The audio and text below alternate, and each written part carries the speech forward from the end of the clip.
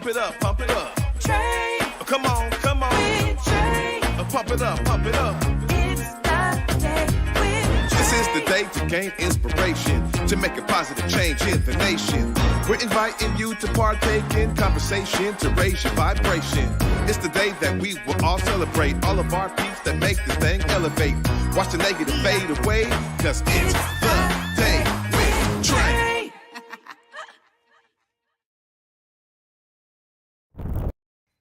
Grand Rising, everyone. Welcome to the Day with Trae. I'm your host, Trae Holiday, and I want to welcome you to a winning Women's Wednesday. Let me tell you, I'm excited. I got two winning women in the building, y'all, for Women's History Month, and I'm ecstatic to talk to them. Alesha Washington is in the building, the president and CEO of the Seattle Foundation. Y'all, we're going to be talking a bit about philanthropy and, of course, women in leadership as we continue our Women's History Month theme and really glide into that topic with all of these phenomenal women and others who are joining me this month.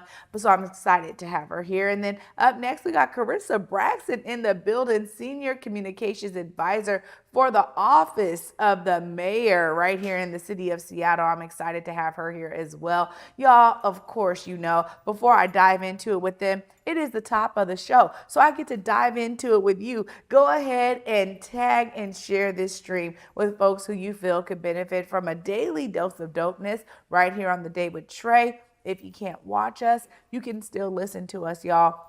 Anywhere you find your favorite podcast, just search Converge Media Network and The Day with Trae. You'll find me on whichever platform is your favorite. So huge shout out to our podcast team for making sure that our audio is crisp for all you listeners out there. And thank you for also sharing the podcast. You know, during Women's History Month, I'm going to be serious about saying, y'all, help us grow here on The Day with Trae. I hear it from community and my guests all the time about how ecstatic they are to be here, but also about the unique that I get to bring to this world of TV and specifically daytime talk shows where we focus on our, phenomenal Black brilliance and local heroes, she-ros, they-ros, all in between, those who are the unsung. And so I'm so glad that they are here joining me today so we can put some faces to some of this phenomenal work that y'all are probably experiencing out there in the ethos. Well, I'm excited because up next, we got Alesha Washington in the building. We're going to be talking all about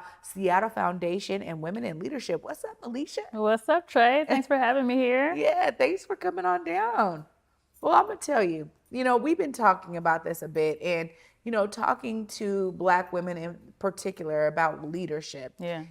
There's something that I think a lot of Black women experience in terms of how we navigate that leadership. So I want to just talk to you a little bit. For those who don't know, tell us a little bit about what Seattle Foundation does. Yeah, so Seattle Foundation is the community foundation for the Seattle region. What does that mean? Essentially, we harness resources for our collective good. And so folks with resources that want to give back to this community pool their resources with us, and then we make grants to nonprofits across this region. But the center of our work for me, since I've come on almost 2 years ago, really is about joy. So in the giving that we do, how do we center racial equity? How do we center justice? How do we center those whose voices have not been heard or have been marginalized from this work that allows us to go further? Because we are actually thinking about the collective us and how we move as a community and not just charity. We're not interested in charity. We're interested in transformational change and justice and joy at the end of the day.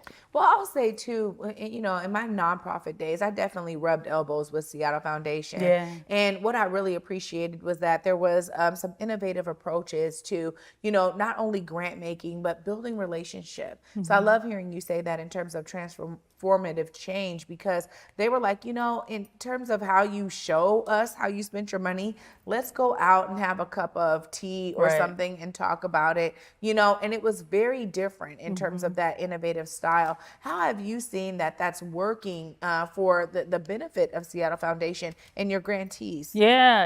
It's one of the things that actually attracted me to this region to take on this role. I've been in philanthropy in other places. I've been at kind of the intersection of public policy and philanthropy. And so I've seen it at its worst. And one of the things that attracted me to Seattle Foundation is that it was really practicing how to be philanthropy at its best, which is centered in trust, which is centered in building relationship, imperfect in all the ways, right? In this institution institution has certainly been on a journey to get to the place that it is now, thanks to leaders that came before. But it really is about centering trust-based philanthropy, which is what you described. If you have solutions to the problems and opportunities that we see, I trust you and want to give you the resources to do that well. And then I want to learn with you on the journey as you are doing the work, and how I can be an ally and partner in doing the work with you. And I think that was present when I came here, and we want to deepen that. I think the next part of deepening that is for those with wealth who also care about this place, is that we start to see the world bigger than just our own interests or our own families or our own neighborhoods. But how do I, with resources, also give in trusting ways, also learn and be in relationship and allyship with others? So we go from a place of being kind of a broad community in our own interests to a much more tighter circle that understands for us to get better as a place, we have to strictly be linked to each other's success. Yeah, no, it's so true. And I think that that has been something that's been missing in the world of philanthropy for a long time, right? It was like, well, we have the resources. We think they need to go in these buckets. So we're looking for folks that fit these buckets. And there was less of an understanding or maybe an opportunity to really engage in community. Yeah. And I've been saying this to folks that are in other industries too. I mean, I was just really saying the same thing to Seattle Opera. What does it look like for y'all to have open doors to the opera because you're in community? Yeah. When you're building the relationships in community, it changes the game for community members, because now they don't just see Seattle Opera as this big thing happening. Right. They see the people behind it, right? Yeah. They get to see and experience you as a community member, and it changes things. Yeah. But I also think too that sometimes when we think about leadership and when we think about encroaching on how we grow as women leaders in particular, you know, there's always these nodes, right? Yeah. I mean, we talk about there's glass ceilings, there's all these things, but you navigate it. Tell us about some of the ways that you've navigated yourself to get to this position of leadership. Yeah, I mean, one important piece for me throughout my career is actually believing that I'm more than enough, right? Believing in my gifts, believing in my capabilities. I was blessed with a mother who, despite our circumstances growing up in Cleveland, Ohio, in the neighborhood that I grew up in that was all Black, definitely felt the impacts of displacement and underinvestment. But despite those surroundings, she made sure that I always believed that I could achieve anything that I wanted to achieve. And so that kind of instilled belief in who I was and my gifts has guided me my entire life. But leadership as women, as Black women in particular, is not easy, right? We're watching this play out in national headlines. I have felt it since I've been in this community. I've taken my licks in leadership, adjusting to this role. But what I've learned and what is grounding for me really is about, how do I rest? How do I find joy? How do I find grounding, whether it's through my faith, whether it's through my community, but being just as intentional about how I care for me and love myself first as I care about community and try to love community.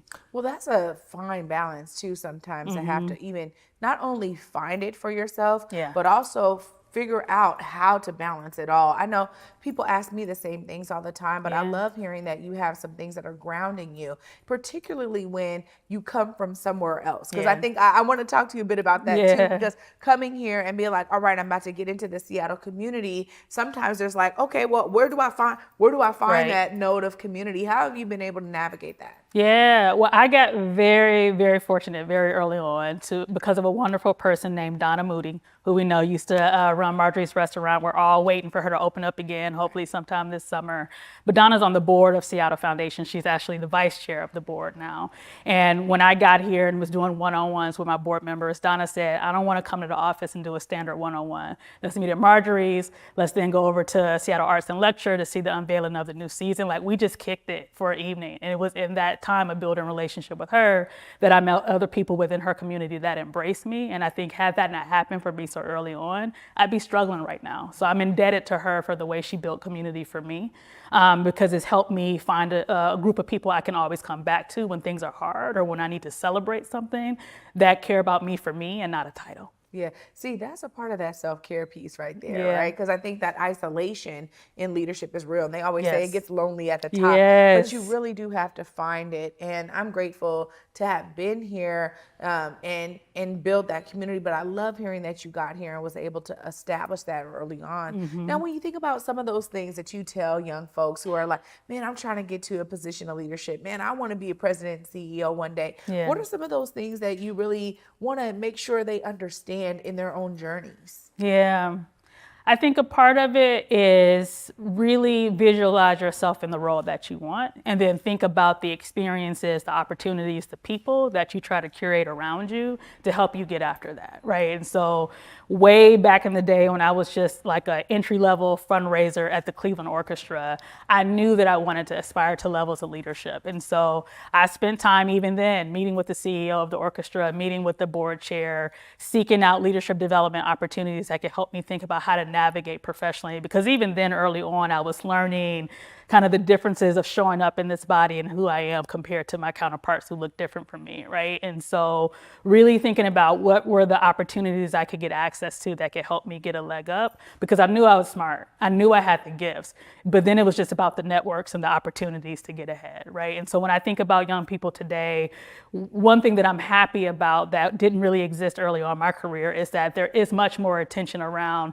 authenticity, about taking care of oneself and their kind of professional pursuits that didn't exist like that when I was kind of coming up in my career. And I'm grateful to see that. And so, you know, networks and seeking out opportunities that help you excel are still very much a thing that I think people should lean into, but doing it as them true selves, right? Like really thinking about the ways that you can authentically be yourself, but also be smart about the people that know you, that you get to know, because that's how opportunities happen. It's that moment when an opportunity pops and someone thinks of your name and then you're in the know for the thing, right? It's not always just the online searching and networking that way. It is really building relationship that helps you get ahead. You know, it's great to hear you say that too, because I think so much of what I've been able to experience is exactly that. It's so organic. Yeah. And I think there's also something to be said about the levels of determination you have to have as even a young person, like you said, to have your eyes kind of on the prize. What is that vision I have for myself? How am I going to achieve it? And how are we going to actually be willing to receive the help? I think that's another thing too, because when you do have a strong vision, you have to be able to receive the help along the way in order to really pour into you and pour into that vision. But sometimes, you know, you think I got it because I planned it out. My trajectory is right. My vision board tells me, right? Yeah. And it's like, no, I mean, you have to also be willing to take a step back sometimes and receive that help. And I really appreciate what you said too about just younger generation having an understanding of, look, I need a good work-life balance. I need to be able to do some self-care. If I don't, I'm not going to show up as my best self, and I'm going to eventually burn out. That's right. And I want to talk a little bit about that burnout, because you were just saying it. I mean, we're experiencing these attacks. There's something to be said about how we can build each other up when we do hit that burnout. I mean, where were some of those hard times for you along your path that really either ignited that spark in you even more or really allowed you to learn a lesson? Yeah. You know, I didn't understand the importance of self-care until I broke down, right? And so in my early 20s, I can vividly remember having a nervous breakdown in the bathroom of the place where I worked because things had got that bad, right? Several months later, I'm in the emergency room because of a severe panic attack. And so when I say I had to hit rock bottom to then start to appreciate that I needed to care for myself and love myself first, that's the journey I had to take. And so that's why today I think I don't want to see other people have to hit that kind of bottom to know that taking care of yourself, and really it is like sleep and like water, right? It is walks, it is prayer, it is all the things that feed you and give you joy and give you strength that come first and foremost. Because the reality is, if I tap out of this role, people will say, oh, for a moment, and then they'll launch a new search for a new CEO and they will move on, right? And so if I know that is the reality of any work environment that I'm in, I have to prioritize myself and what I need. I think a part of that also shows up in when looking for opportunities, not just going for what you want and being desperate for what an institution can give you, but really thinking about what's the quality that I need from an institution and from a workplace to thrive. One of the greatest gifts one of my mentors ever gave me is like, I want you to make a list of your top 5. What do you need? Is it a short distance to work? Is it a boss that you are absolutely have the deepest faith and belief in? Like, what does it look like to have quality of life within your workplace? And then rate your opportunities that may come your way based on that. And then actually keep a chart that like you can objectively score that like, even though that seemed like a great thing, they only had 2 of the 5 things that I really needed, right? And so making sure that it's a give and take. Yes, they want you for a thing that you can do, but are they going to give me the thing as well? I think that very much is a part of self-care and a professional journey as well. I just appreciate this so much. And listening to you speak, I started thinking about self-worth. Because when you're thinking about these opportunities, I think oftentimes we feel as though they're few and far between. And so I gotta kind of take, hey, I don't know when this next one is gonna come. Yeah. Some of that is a bit of a scarcity mindset, Yeah. but we put that on ourselves, or like society kind of, Yes. naturally can put some of that on you as well, just based on how we've experienced Black women in leadership. Yeah. Specifically. But that idea of understanding your value, your worth, how did you go about that as you were saying, I know that I can do these things. I know I'm valuable. Yeah. Two things really sparked for me on that. One is I have a very firm belief that what is for you is for you. It's not going to pass you, right? I think about that in my own journey to this role at Seattle Foundation. There was actually another opportunity in my hometown of Cleveland that I desperately wanted, and I prepared for, and I went after it, and I didn't get it. And I was devastated. And a week later, a recruiter started calling me about something called Seattle Foundation and would I consider it?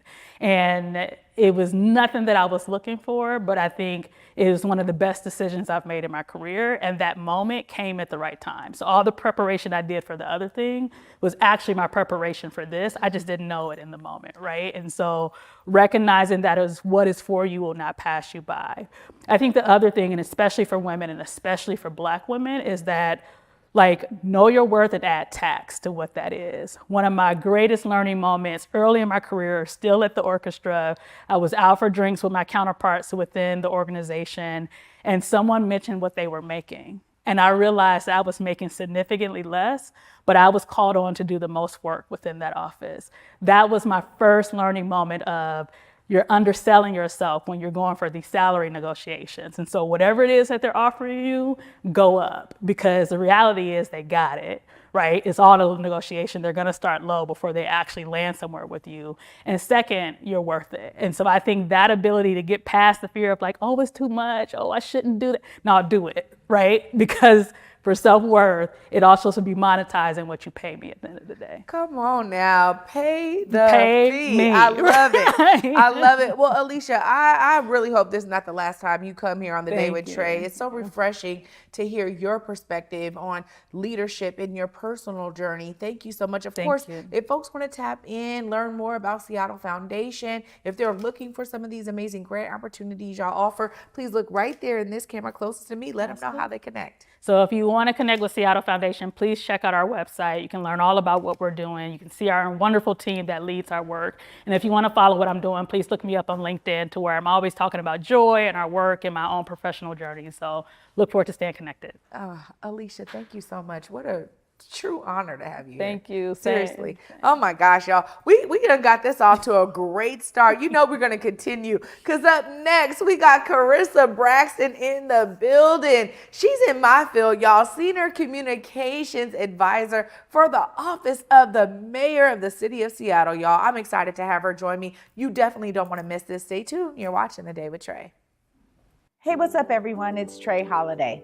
We're teaming up with Public Health Seattle and King County to remind you that back to school time means making sure your kids are up to date on their vaccinations. Public Health Seattle and King County is offering free back to school vaccine clinics for kids ages 0 to 18 all fall. You heard that right, free. No matter what your insurance situation is, they got you covered. Getting your kids vaccinated is the best way to protect them from serious diseases like measles, mumps, and whooping cough, and it's required for them to attend school or childcare. So call your health clinic, pediatrician, or doctor today to make sure your kids have all their required vaccinations. You can also visit kingcounty.gov/find a clinic to find a clinic near you. Let's work together to keep our kids healthy and in school. Peace. Washington's charter public schools prioritize equitable learning opportunities for all students and strive for openness at every level. Teachers work with parents to build a trusting and supportive learning environment for students. To learn more, visit wacharters.org. Urban League of Metropolitan Seattle is bringing a whole lot of star power to town as Taraji P. Henson and Hill Harper headline their 23rd annual breakfast happening November 22nd at the Seattle Convention Center Summit. Grab your tickets now at urbanleague.org. Africatown Plaza is our latest affordable housing development project. It's 126 units of affordable housing over community commercial space. It's the first time in my career, and I've been doing this for 10 years, that I was able to design for people who look like me. Africatown Plaza is a beacon of hope. Africatown Plaza is a love letter to the community.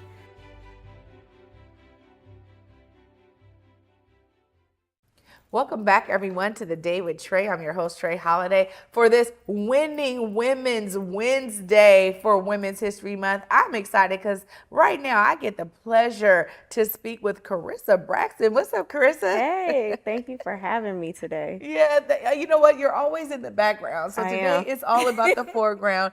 And I understand why you're always doing that, because you're always coordinating these amazing opportunities to share what the mayor's office is doing. Tell us about, how you got into this amazing role as a senior communications advisor. Honestly, I think it was all God. And the reason I say that is because I didn't necessarily go looking to go over there in the timing that it happened. I've been with the city for 7 years, which was shocking to me, but I was getting all these notifications on LinkedIn, like, congratulations. And I'm like, for what? I was like, oh, I've been at the city for 7 years. Like, time really flies when you're working. And I have been in different communication roles for years. And the mayor's office team, who I had been working with very closely for nearly 2 years, reached out to me about an opportunity to join their communications team working directly with the mayor. And it was a great opportunity. I went over, and honestly, I've been really loving it ever since.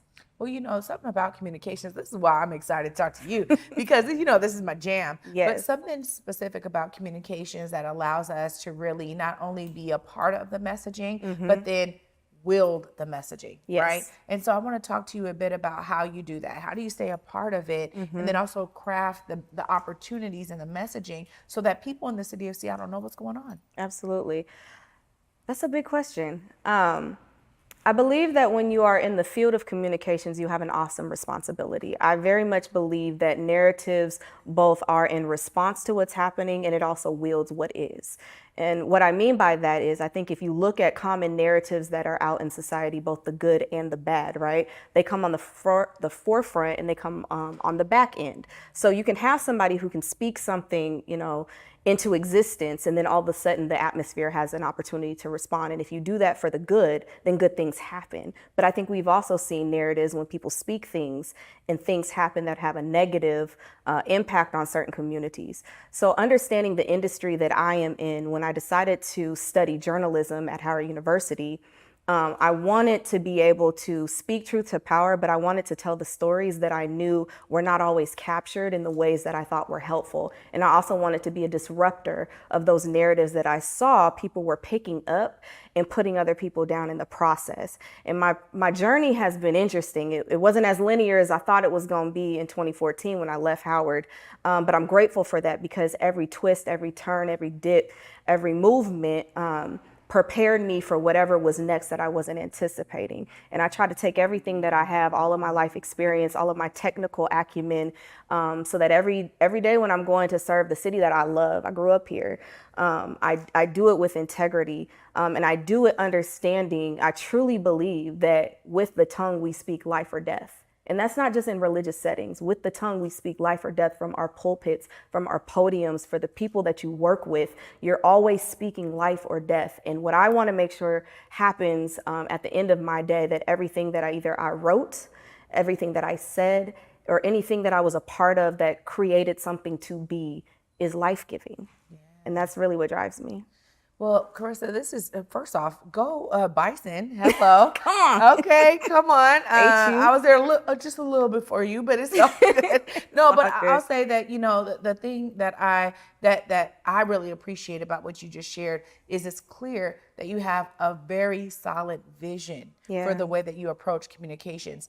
And that is key. Yeah. Because what I have also noticed sometimes is that, you know, we think the work speaks for itself. And that's not always the case. And in order to really get folks engaged, specifically when we're talking about political industry, I mean, that civic engagement is real. But in order to do that, the messaging has to resonate with the people. And so I really appreciate you talking about it speaking life, giving life, being that positive, you know, affluence into someone's perspective of how to understand what's going on here at the city of Seattle. Now, you know, for someone who's born and bred here, loves it here, you know, tell us about some of those peaks throughout your career that got you here, where you were like, man, this was one of the greatest learning lessons for me along my journey. Give us some of those details.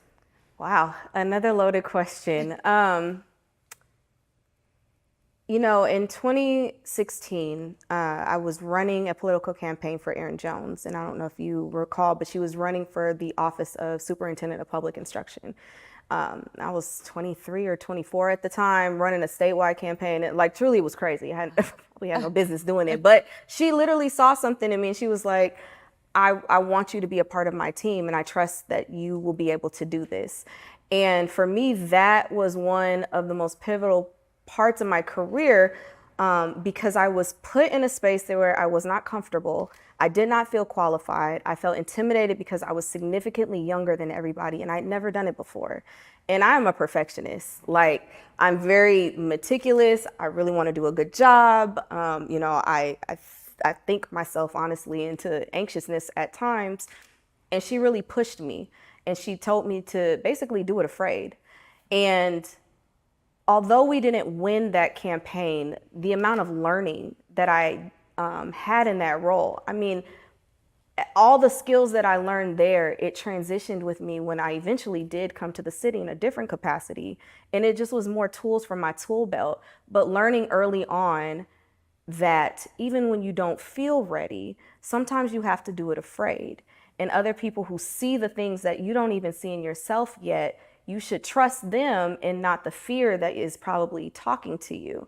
Now, when the mayor's office came calling, granted, I'm pretty confident that I'm good at what I do. And yet, when they came calling and said, there's an opportunity and we think that you would be good for it, my first reaction was not, oh, Karissa, this is an amazing opportunity. They've seen the works that you've been doing over time. You should lean into this. I was afraid. And I really had to step back and think about, am I ready to jump into something new and something that I wasn't looking for at the time? And I'm embarrassed to say, but I almost said no. And my village was the one who basically was like, Karissa, are you crazy? You need to step into this. You are more than capable. You're more than ready. They're not calling you just because they woke up one day and decided. Your works have spoken for you. This is your opportunity. Just jump. And I did. And I landed. And then I had to ask myself, why were you so afraid that you wouldn't be able to land? Because you've done it at every point in my career. It's always been a jump where I thought I wasn't ready.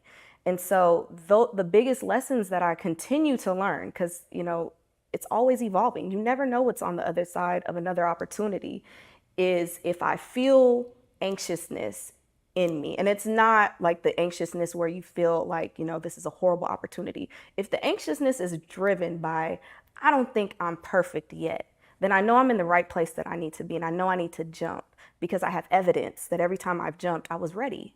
Yes, I'll grow, but I had everything that I needed. I just needed to trust myself and trust that I'd be caught, I should say, on the other side of really faith. Yeah, no, you know, believing in yourself is so powerful. Yeah. And it's also one of those things where we tend to, that's where we question ourselves the most, right? We can give everybody else the tool, right? I can tell you how to do your stuff. All the time. But for me, hold on, when I got to put that mirror in front of me, then it's different, right?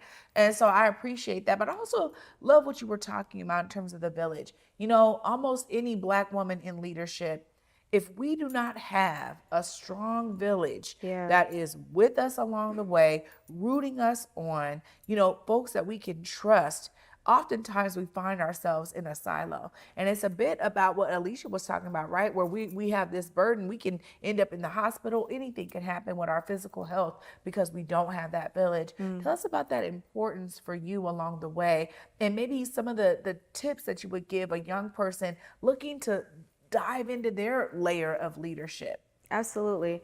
One of my biggest blessings that I believe I had is that I was born to leaders. My mother and my father are both leaders in their own right. Now, both of my parents are Leos, fire signs, a lot of fire.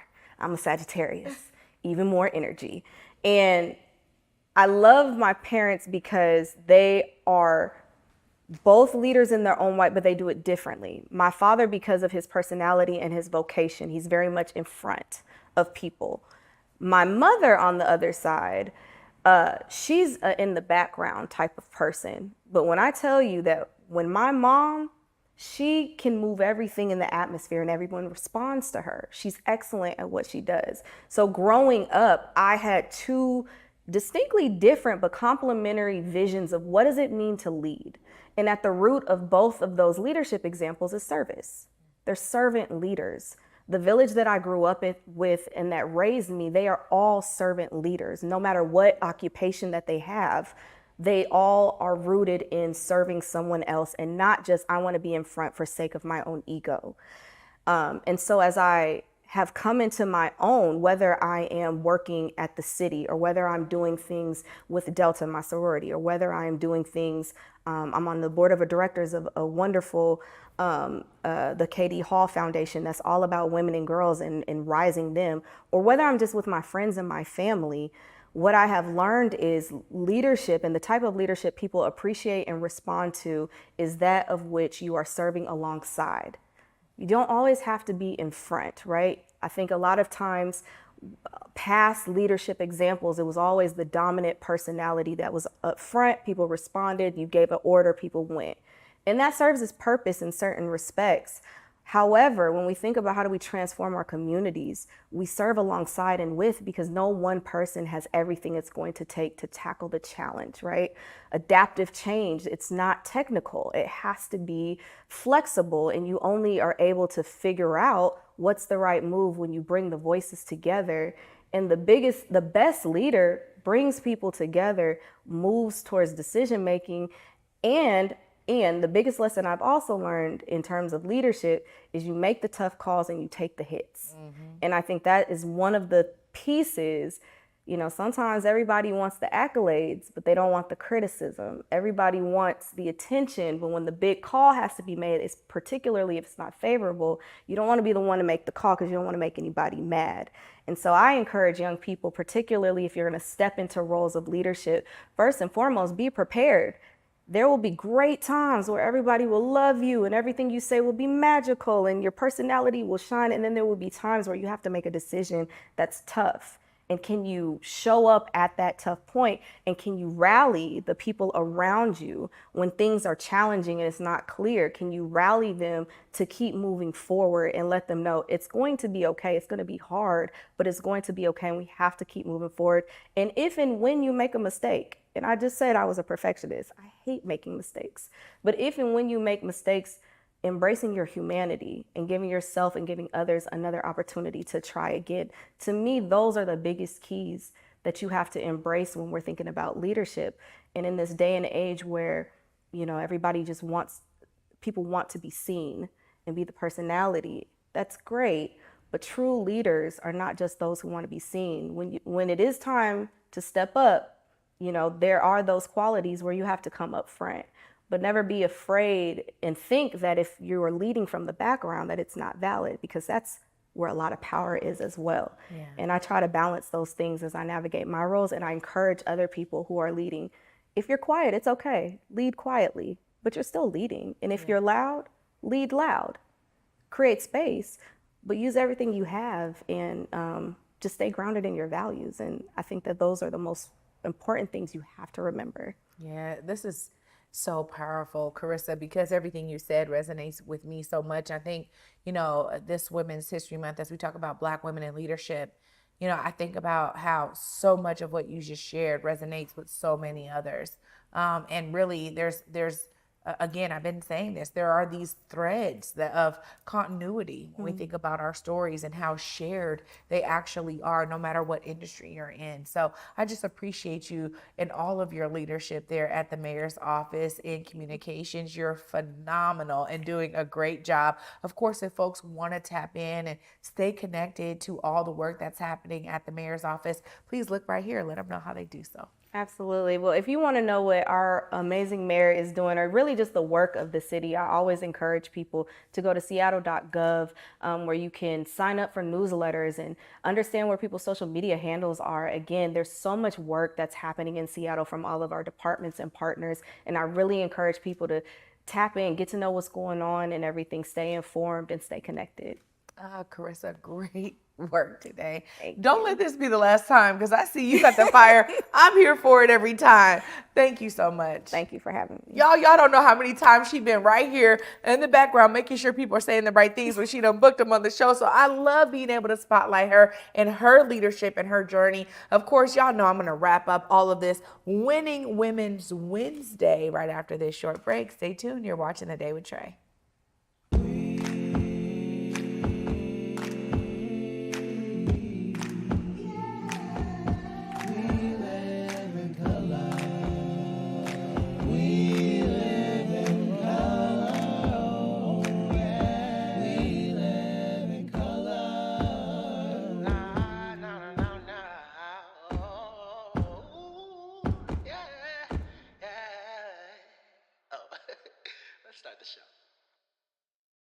Disney and Cameron Mackintosh's Mary Poppins comes to life on stage at the Fifth Avenue Theatre, featuring Step in Time and Supercalifragilisticexpialidocious. Make it a jolly holiday at Mary Poppins. For tickets, visit fifthavenue.org. A world of wonder awaits at Pacific Northwest Ballet's The Nutcracker. Treat your loved ones to the Northwest's favorite holiday tradition at Seattle Center's McCall Hall. Visit pnb.org. Here on Back to Besa, it's always been important to me that we uplift stories from across the region, and that no matter where you live in the nation, you never have to miss a moment of the show as we continue to highlight the beauty, excellence, and resilience of our communities across the Pacific Northwest. Why? Because representation matters. So no matter where you live, be it the Central District or Centralia, Portland or Pullman, or anywhere across the country, I encourage you to join me on this Back to Besa journey by downloading the free Fox Local app on your phone or smart TV as we continue to elevate the very best in our communities. Welcome back, everyone, to The Day with Trae. I'm your host, Trae Holiday.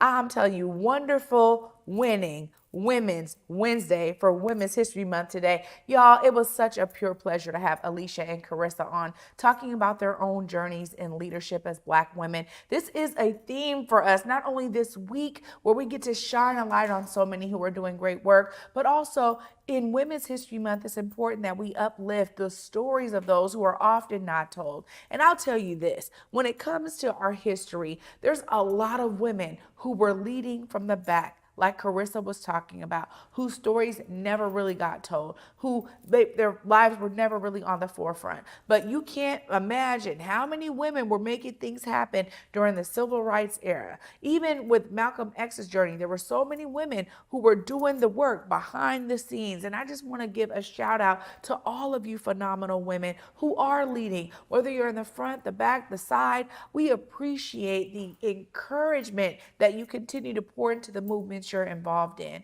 And no matter what, the inspiration abounds. Y'all know I was inspired today by what Alesha and Karissa shared. I want you to be inspired, because if you're not a woman, if you don't identify as a woman, and you're just out here, I'm telling you, there's a way that you can plug in to some phenomenal leadership with all of the women in your world. And there's also a way that you can pour into the world around you by becoming a leader. Some folks will say, hey, I'm not a leader. That's okay. It takes all kinds, my mama says. And she's a phenomenal leader in her own right. But I encourage y'all to be inspired, because when you're inspired, it is really the antithesis of apathy to be inspired and to be engaged. And I encourage you to do so.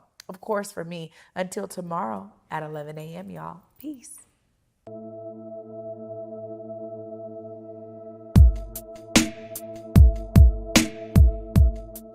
Converge Media produces culturally relevant content for Black and urban audiences. Our coverage is raw, transparent, and objective, praised by community leaders, government officials, and residents. Support Converge Media today via Venmo, Cash App, or PayPal at Converge Media.